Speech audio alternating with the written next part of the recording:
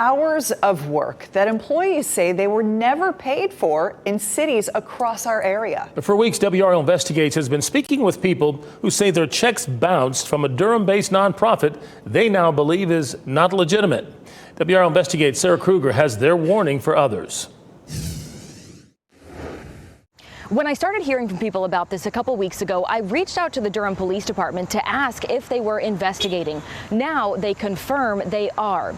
I've learned there was another investigation last year, a fraud investigation by another police department.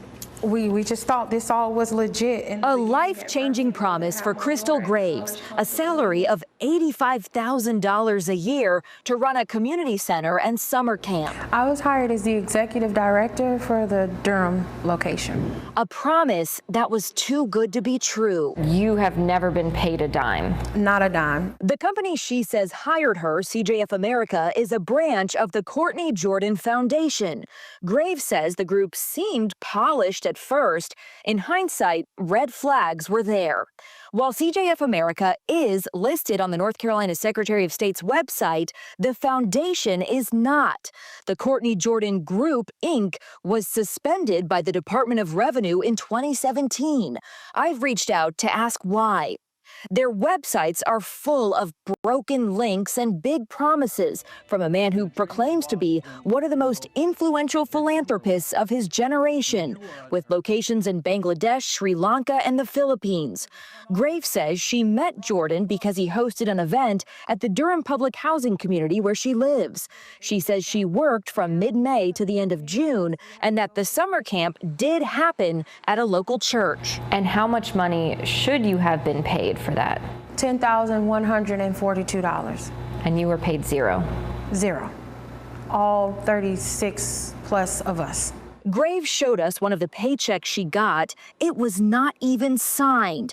I reached out to CJF America by phone and through multiple email addresses, and because I got no response, I went by the office listed on their state filings. It was a co-working space. The receptionist said they're no longer there.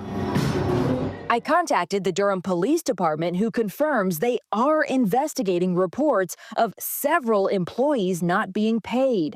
Yet the issue is not just in Durham. Graves says there are sites in Raleigh, Rocky Mount, and Roxborough, too. I answered an advertisement through Indeed. Monique McKithen, a longtime public school teacher, took one of the Roxborough jobs. So how much money are you owed? At this point, I'm owed $8,076. The Roxborough police chief tells me last year they investigated Courtney Jordan and companies with which he was associated for fraud, but the victim did not want to move forward. The CJF America website shows they are still hiring for positions and recruiting kids for summer camp. Why did you reach out to me, and why do you want this story out there? But I just don't want them to do this to no one else. That's all. And you my only hope. The women I spoke with told me they contacted the State Department of Labor. I wrote to the DOL asking what they are doing to investigate and how many victims they know of. All they would tell me is that, yes, there is an investigation based on multiple complaints. Sarah Kruger, WRAL News in Durham.